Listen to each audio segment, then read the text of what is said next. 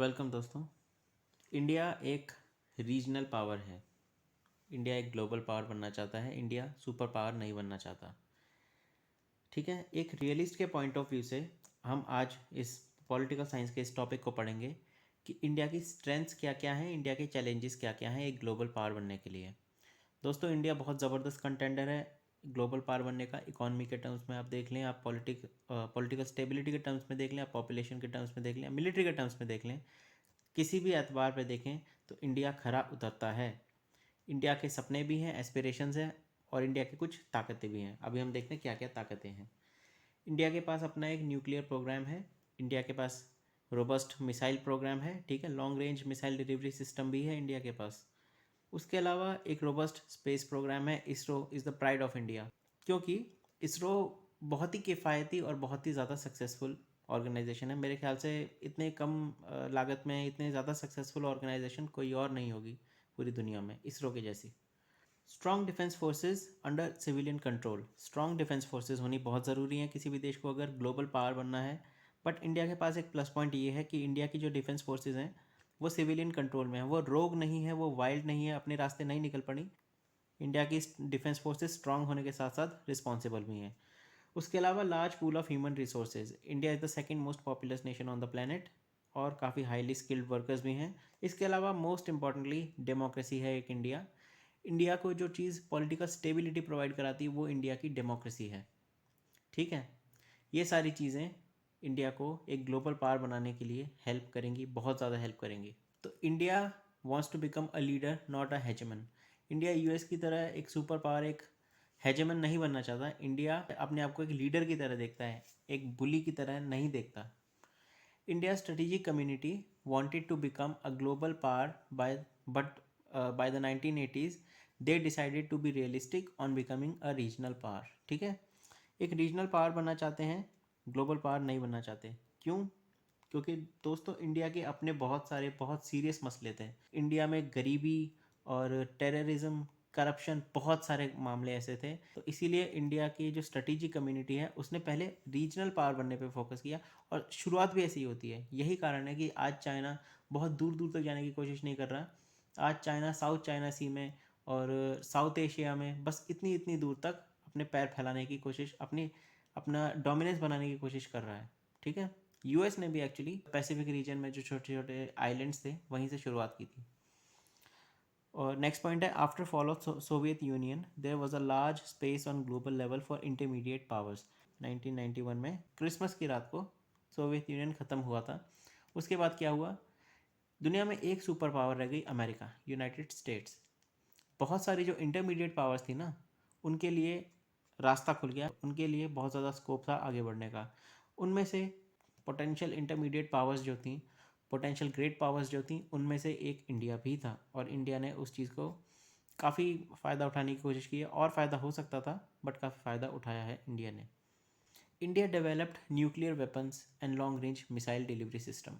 अब दोस्तों, अगर आपको ग्लोबल पावर बनना है तो आज की डेट में आपके पास न्यूक्लियर वेपन्स होने ही चाहिए, रखने ही पड़ेंगे, कोई ऑप्शन नहीं है इसके अलावा। ठीक है, और उसके साथ साथ उनको डिलीवर भी करना चाहिए।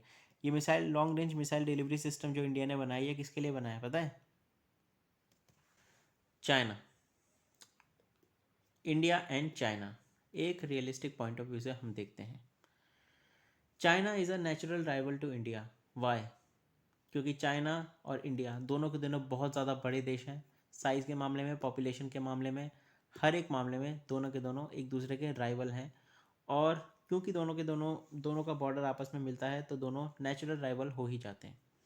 इसके अलावा ये इंडिया की जो स्ट्रेटेजिक कम्युनिटी है, एक रियलिस्ट पॉइंट ऑफ व्यू वाली, वो ये इस्टेब्लिश करके वो ये मान के चलती है कि emergence of China as a military and economic power would have major repercussions for security in Asia and Pacific, including Indian Ocean। बहुत इंपॉर्टेंट पॉइंट है, including Indian ocean. Indian ocean जिसकी वजह से इंडिया जो है दुनिया के सबसे बिजी ट्रेड रूट्स में से एक, जो इंडियन ओशन है, उसको कंट्रोल करता है इंडिया। अगर चाइना स्ट्रांग बन गया मिलिट्री के टर्म्स में, इकोनॉमी के टर्म्स में, पैसा होगा तभी तो मिलिट्री में लगाएंगे ना, तो इकोनॉमी के टर्म्स में और मिलिट्री के टर्म्स में अगर चाइना स्ट्रांग बन गया तो वो न केवल एशिया को और पैसिफिक रीजन को बल्कि इंडियन ओशन को भी दबाने की कोशिश करेगा, उसको भी इंडियन ओशन पे भी अपना कंट्रोल करने की कोशिश करेगा, और ये इंडिया के लिए बिल्कुल भी अच्छी बात नहीं होने वाली। Next, nuclear test of 1998 were done with the view that China is India's enemy number 1। China India का एनिमी नंबर 1, नंबर 1 का दुश्मन है। इसीलिए जो 1998 के न्यूक्लियर टेस्ट किए गए थे वो इसी चीज़ को ध्यान में रखते हुए किए गए थे, चाइना को देखते हुए वो टेस्ट किए गए थे, क्योंकि चाइना के पास उस टाइम पे ऑलरेडी हाइड्रोजन बॉम्ब थे। Lastly, it is believed that a strong India and a strong China won't become allies. Why? Because they are natural rivals. अब दोनों के दोनों नेचुरल राइवल्स हैं और दोनों के दोनों स्ट्रांग बन जाएंगे, तो जाहिर सी बात है दोनों साथ में मिलकर गाना तो गाएंगे नहीं, दोनों एक दूसरे को पीछे छोड़ने की कोशिश करेंगे, चाइना उधर से इंडिया उधर से, तो दोनों के दोनों एक स्ट्रांग चाइना और एक स्ट्रांग इंडिया कभी भी एलाइज नहीं हो सकते, राइवल ज़रूर होंगे। दोस्तों वेस्ट की ओर देखते हैं, एक और पड़ोसी है अपना India and Pakistan from a realist point of view. Realist point of view से देखते हैं, इंडिया और पाकिस्तान के रिलेशंस के बारे में देखते हैं कुछ। China Pakistan relations are seen as anti India strategic alliance. China India का राइवल, पाकिस्तान भी इंडिया का राइवल अपने आप को मानता है। इन दोनों के रिलेशंस अगर सुधरेंगे तो क्या होगा, इंडिया के लिए अच्छी बात होगी? बिल्कुल भी नहीं। They are seen as anti India strategic alliance, anti India समझा जाता है। चाइना और पाकिस्तान के रिश्ते अगर सुधर रहे हैं तो इंडिया के लिए बिल्कुल भी अच्छा नहीं हो रहा, ठीक है। Next up, very very important point, a stable secure and preferable, ध्यान से सुनना इस पॉइंट को, a stable secure and preferably a democratic Pakistan is in India's greater national interest. पहले इसको समझते हैं। एक स्टेबल सिक्योर और प्रेफरेंस यही है कि डेमोक्रेटिक हो, ना भी हो तो भी चलेगा, बट स्टेबल और सिक्योर सबसे ज़्यादा। Pakistan is in India's greater national interest, India के ग्रेटर नेशनल इंटरेस्ट में है, रादर देन अ जिंगोइस्टिक ऑथोरिटेरियन पाकिस्तान, पागल पाकिस्तान जो है ना, जो आज की डेट में इंडिया इंडिया चारों तरफ इंडिया ही नज़र आता है, इंडिया ने ये कर दिया, इंडिया ने वो कर दिया। तो ये चीज़ अगर एलिमिनेट कर दी जाए और पाकिस्तान एक स्टेबल सिक्योर स्टेट बन जाए तो इंडिया के लिए ज़्यादा अच्छा होगा। क्यों?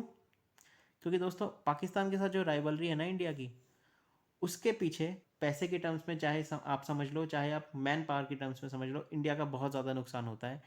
इंडिया पाकिस्तान की राइवलरी की वजह से बहुत ज़्यादा खर्चा भी होता है इंडिया का, और जाने भी बहुत जाती हैं, तो इंडिया का भारी नुकसान हो रहा है। अगर पाकिस्तान इस ज़बरदस्ती की दुश्मनी को छोड़ दे, एक स्टेबल और सिक्योर कंट्री बन जाए, और उसका जो मेन फोकस है वो इंडिया को तबाह करने के बजाय अपने खुद के वेलफेयर पे आ जाए, तो ना केवल पाकिस्तान के लिए बल्कि इंडिया के लिए भी बहुत अच्छा होने वाला है।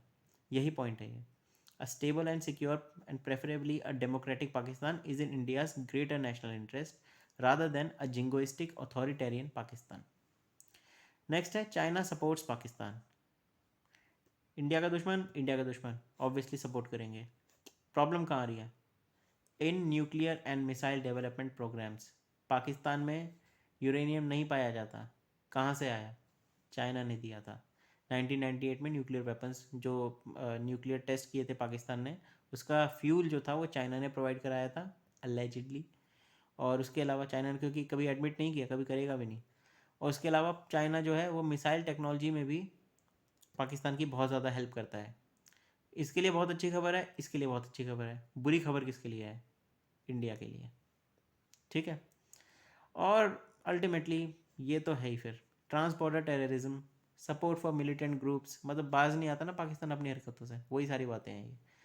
इन JNK and north east of India, India को तोड़ने की साजिशें, इंडिया के खिलाफ कभी टेररिज्म, कभी मिलिटेंट ग्रुप्स जो इंडिया के अंदर हैं, जैसे नक्सलाइट्स हो गए और अलग अलग सेपरेटिस्ट ग्रुप्स हैं, उनको सपोर्ट करता रहता है पाकिस्तान।